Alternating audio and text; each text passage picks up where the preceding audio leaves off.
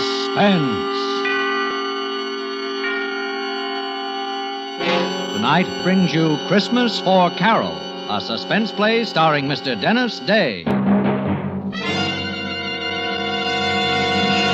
And now, with Christmas for Carole and the performance of Dennis Day, it hopes once again to keep you in suspense.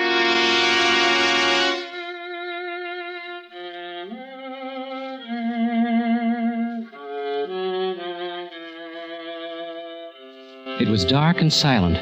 The window in the house glinted a little from the Christmas tree lights. Rocky didn't move. He just stood there in the alley, but I wanted to run.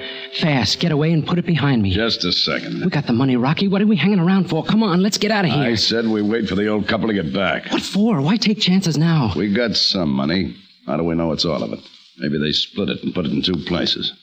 We'll wait here and watch for them when they come in. They'll tip it. It was $8,000. That's what he withdrew. You asked for this, kid. Now do as you're told. We wait.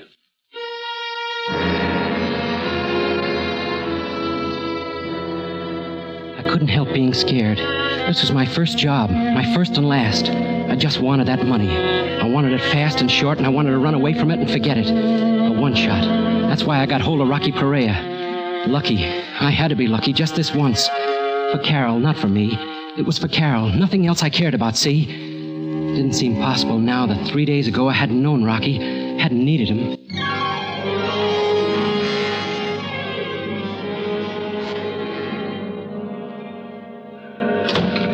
What is it, Doctor? How about the baby?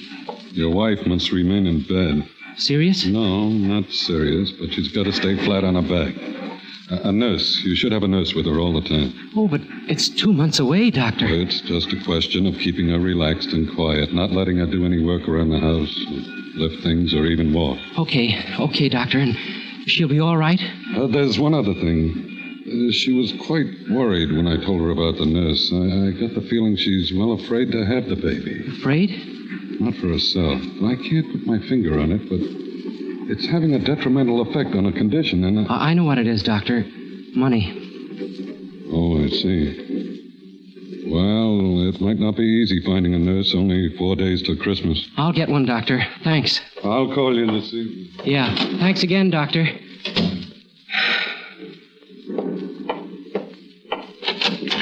Paul? Sweetheart, it'll be all right. I'm going to get the nurse to take care of you. I'll be able to get up and around in a day or two. Not if you want that, son.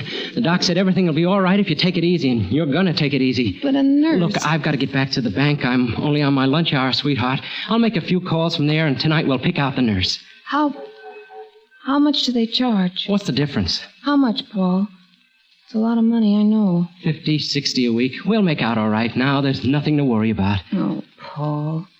This was going to be a happy Christmas now. Yeah, a happy Christmas in this dump. It's funny, Paul. $50 a week for a nurse. For another 2 months. It's funny. You make $48.50 at the bank. We'll have to pay the nurse more money than you earn.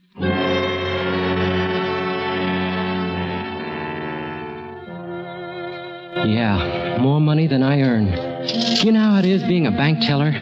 Feeling, seeing, handling money, taking in money, paying it out.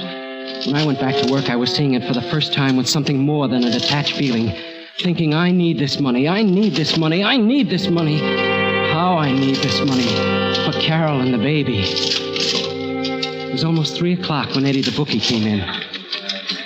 Hi, Paul. Good day yesterday. And big action in a few days. Santa Anita opens. Yeah, people like to throw their money away. They throw it, I catch it. Eddie, could I see you later? You ready to make a deal? I want to talk to you. What time you through? 5 o'clock. Meet you outside at 5 o'clock.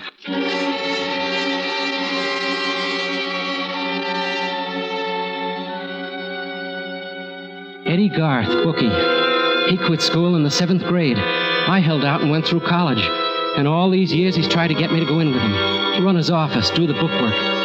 He was waiting for me when I finished work. We went to a coffee shop and sat down. And all around us the loudspeakers reminding me what a happy Christmas it was. How's Carole, Paul? Not so good, Eddie. That's what I want to talk to you about. Nah, no more loans, Paul. You need money? Come with me. Don't you ever give up. What's so good at the bank? $25 for a Christmas bonus? Look, Eddie... Come in with me, now. With Santa Anita opening. I could work the outside, get new accounts. Eddie. And I'll give you 10% of those accounts, Paul. But I won't lend you the money. I'd be a sucker to lend it to you. I'll give it to you if you come in, but I won't lend you anymore. Okay, Eddie. Forget it.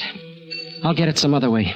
I don't get it. What's wrong with my deal? Look, Eddie, how many times have you been rousted by the Vice Squad? Plenty. But And what's every that- time they book you and they fingerprint you and take your picture. So what? They never have anything on me. It's on your record, Eddie, as long as you live. Ah. Sure, I need money. Maybe I'm getting close to the time when I'm not too choosy about the way I get it.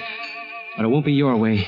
What are you talking about? If I ever break the law, it's going to be with the right guy and it's going to be the right job. Now, you're dreaming, Paul. You'll still be in that cage 10 years from now. I'd hit and run. One job with enough out of it to make it worthwhile. That's the way to be, Eddie. A one shot. There is no such thing, Paul. You do something like that, you're stuck in it. And you're worse off than if you came with me. Think about it, Paul.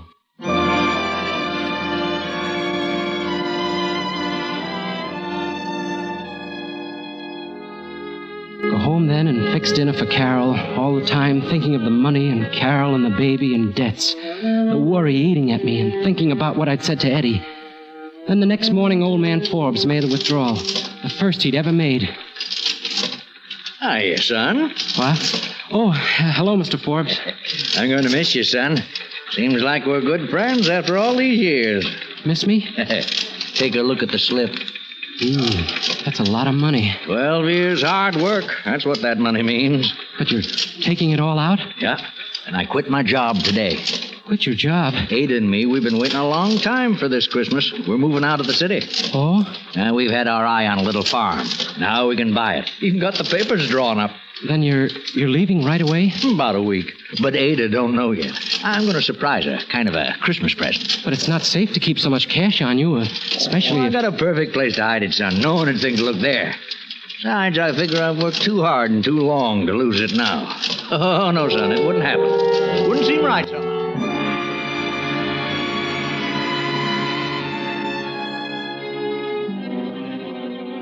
It stayed with me and it grew. Like a wheel spinning, gaining momentum. This could be the right job. $8,000, enough for that single shot. It stayed with me. All the time growing.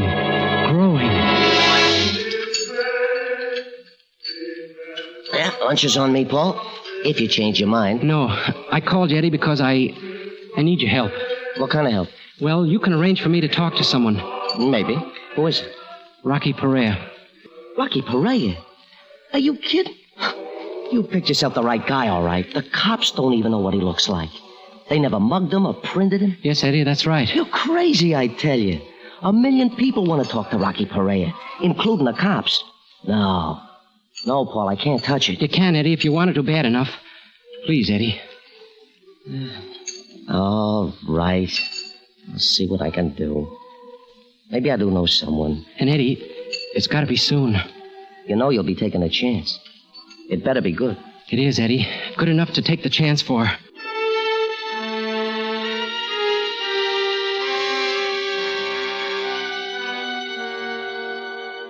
That was 2 days ago, and this morning Eddie came through.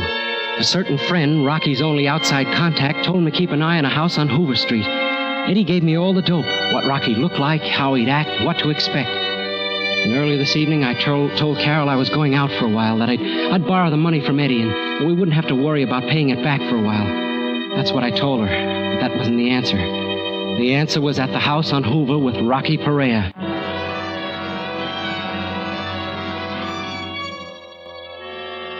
I waited there, hidden in the dark corner behind the incinerator. I kept thinking, making excuses. It wasn't up to me anymore. There wasn't any other choice. I needed money desperately. I needed help to get the money. I waited more than an hour, and then I heard footsteps come up the alley. He stopped before the open patch of light, just like Eddie told me. He was careful, very careful, making sure no one was staking him. I took a deep breath and hitched my weight forward. I was going to cut across the open for the back door. I remember thinking, now, do it for Carole, for the rotten, miserable Christmas. Do it now. Rocky! He froze for a split second, and almost faster than I could see, he ducked into a shadow and spun around. The street light didn't touch him. It glinted on something metallic in his hand, and even from where I was standing, I could see he had a gun pointed at me.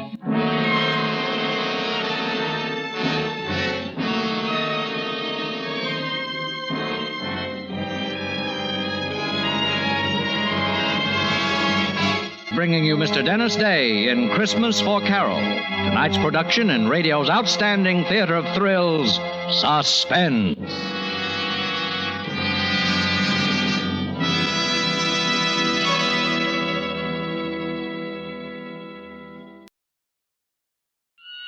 And now brings back to our Hollywood soundstage Mr. Dennis Day in Elliott Lewis's production of Christmas for Carole.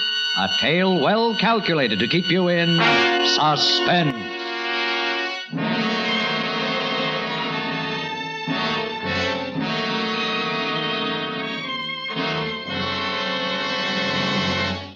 Rocky, don't shoot. It was a good thing I'd said it. His gun was aiming front and center. He crouched there looking at me, his eyes flat and hard, then his voice deep and tight and deadly. Who are you? I'm not a cop, Rocky. Come close so I can see you better. Sure, Rocky. I just want to talk to you. You call me Rocky. You been talking to anyone? I've been watching you. I know you're Rocky Perea. You've been watching me? What for? You're wanted, Rocky, and you need money. Who are you? Where'd you come from? That doesn't matter, Rocky. This is a business deal. I figured it out very carefully. You need money, well, so do I. And I got a way to get it. Just like that, eh? And, Rocky, I'm not staying. This is a one-shot deal. A one-shot? There's no such thing. That's the way it's got to be. We do this job together and we're through. We never see each other again.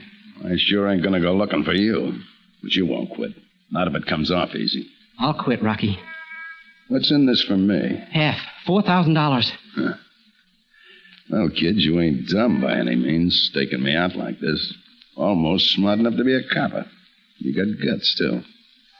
Tell me, you got a family? There's no one to stop me. I have a job that doesn't pay enough. This'll raise my salary.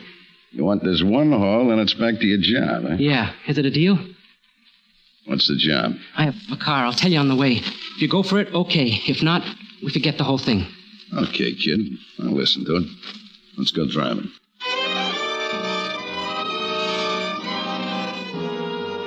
I told him what I'd planned and why I needed him, and he agreed to come with me. We drove to the Forbes' house. It was a small and old house, just big enough for the two of them. I drove down to the corner and parked, and we started back. Lucky there's no one on the street. Let's go up the alley. Yeah, Rocky. There's the back door. Look, no lights. They're not home. That makes it a cinch. Okay, go on, take it. It's your baby. Rocky, I'll have to break a window. Yeah. You want me to hold your hand? I'll wrap my jacket around my fist. That'll keep the noise down. Why don't you write me a book? Okay, I'm going.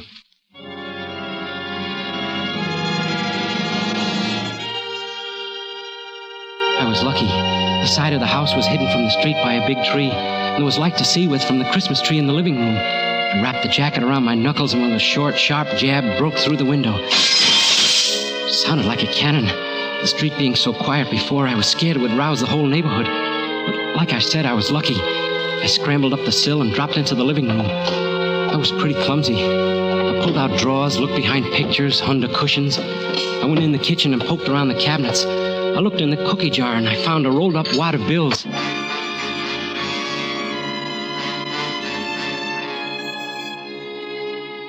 It was money, all right, but only $40. The old lady's secret treasure. I put it back and went into the living room again.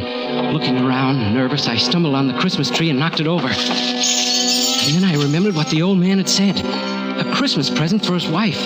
And I knew it was somewhere on that tree. There were Christmas stockings and favors and little red boots in and around the tinsel and the lighted bulbs. And I found the $8,000 hidden deep in one of the stockings. Got it, Rocky. Let me see it. It's there, Rocky. It's all there. Yeah, $8 grand. I guess I'll hold it. Come on, let's go. Take it easy. We're going to stick around for a while. Stick around? What for? Well, we got some money. How do we know it's all of it? Maybe they split it and put it in two places. We'll wait here and watch when they come in. They'll tip it. It was $8,000. That's what he withdrew. You asked for this, kid. Now do as you're told. We'll wait. I couldn't help being scared. My first job. My first and last. A one-shot. I wanted to get away fast, run, and put it behind me. But Rocky just stood there, like he didn't have a worry in the world. Listen, kid. They're ringing for us. They're wishing us a Merry Christmas. Wait. the door. You know, Harvey, the Christmas services were so beautiful. Sure were. This year in particular. Harvey, look, the tree. Someone's been in here, a burglar. Burglar? Oh, my cookie jar. I've got my house money hidden there.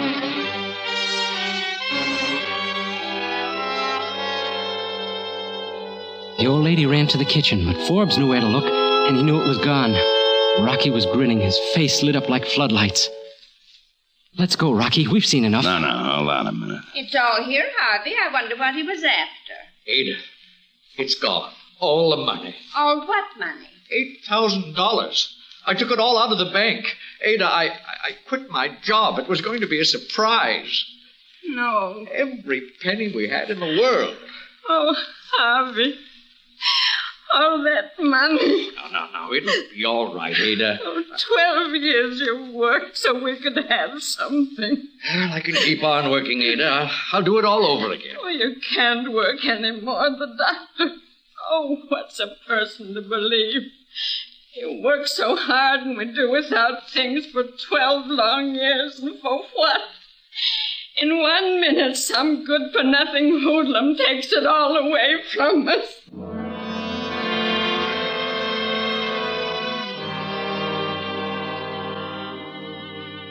I looked at Rocky standing there next to me, his face split by that grin. It was funny to him, something to laugh about, to gloat over.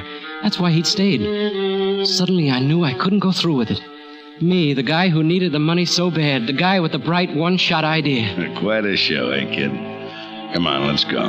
He moved off a few steps, but I just stood there, knowing what I was going to do. Come on, I said, let's go. Knowing what I was going to do.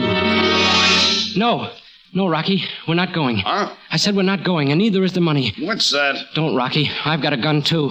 What's got into you? I'm going to give that money back, Rocky. I can't stomach this. Give it back. You're crazy. No, Rocky. I just didn't see deep enough. Old people like this. This was your idea. I ain't responsible for it. I know, Rocky, but I can make it right. Suppose I don't give you the money. Then I'll kill you, Rocky. Okay, kid. You got the gun.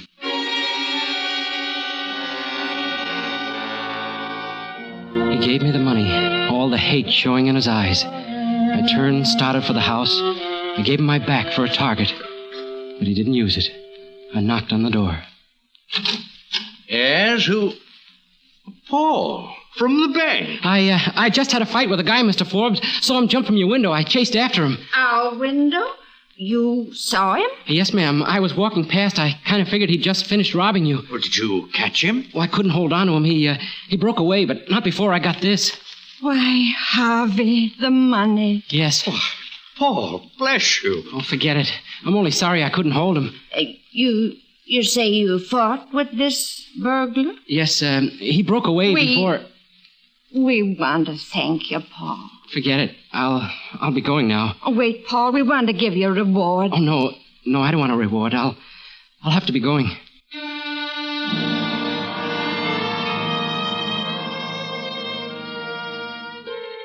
I stopped there on the porch for a minute, afraid to go back to Rocky.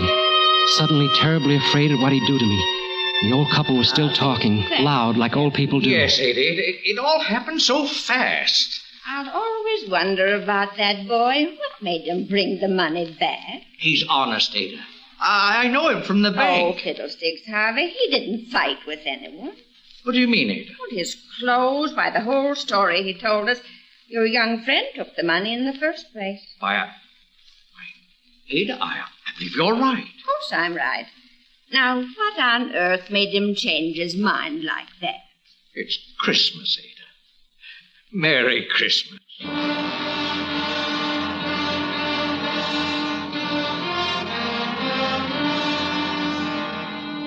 She'd known. The old lady had known all along. And it didn't make any difference. Why, she'd even offered to give me a reward.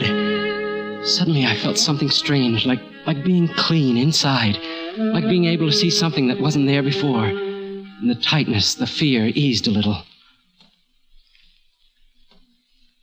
Now, let's go, kid. The car. Rocky. You did what you wanted. You just forgot that half of that money was mine. Now move.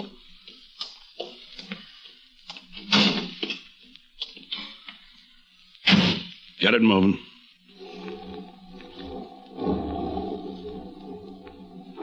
What was it you said?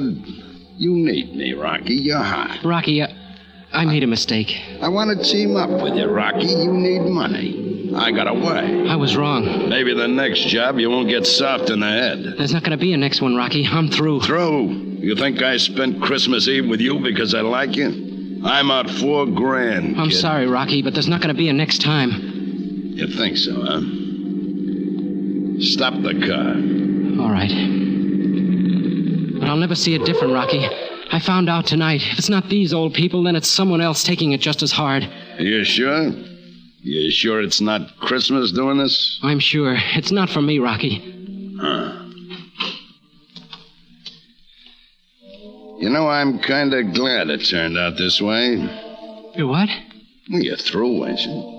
You're going back to your job. Yeah, Rocky, sure. Good. And I figured it right. What? I didn't think you'd go through with it. Say, wait a minute. Yeah? You're not Rocky Perea. I said you were a smart kid. But the way you acted, so careful, sneaking in the alley and... Say, who are you? Weissman's the name. Police Lieutenant Richard Weissman, Gangster Squad. You're a cop? But where's Rocky?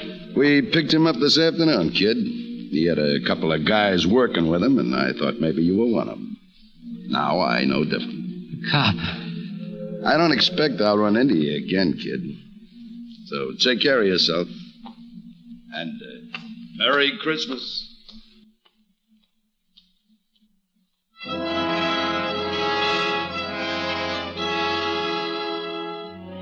Lucky. All the breaks. But I was no better off than this morning. There was still money, 2 months paying the nurse. There was still the worry for Carole. Oh, Mr. Shane, we've been expecting you. Congratulations. Doctor, what's the matter? Why? Oh, nothing's wrong, quite the contrary. Your wife just had a baby. Baby? Carole? Oh, she's perfectly all right. So is your daughter. Carole. Oh, Carole, darling. Are you all right? Hello, sweetheart. I'm fine. Carole, is... We won't have to borrow the money now, Paul. It's turned out for the best after all. Oh, darling. And it always will, my dear. We have so much, you and I. We have each other. And now we've got a daughter. A fine, healthy little girl. The rest will come, Paul. Let's live the day we have. Your little girl's over there, Paul. Tell her we're very, very happy she's in the family. And wish her a Merry Christmas.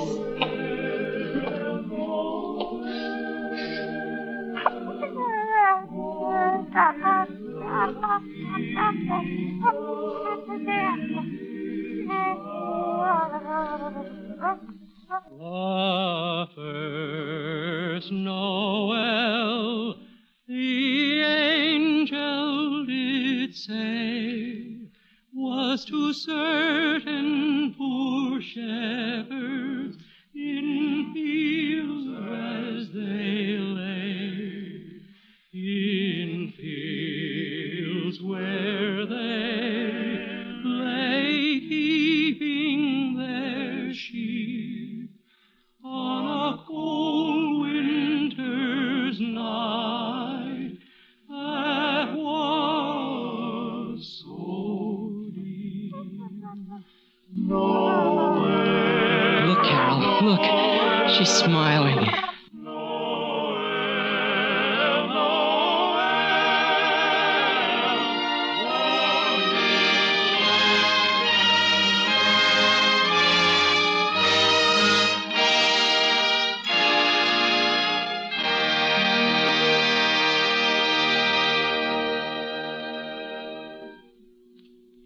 Suspense. Tonight's star, Mr. Dennis Day. Next week, tales well calculated to keep you in suspense.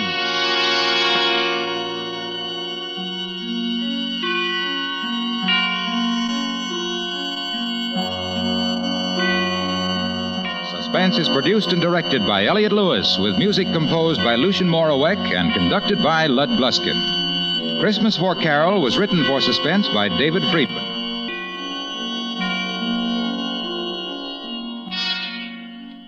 This is CBS, the Columbia Broadcasting System.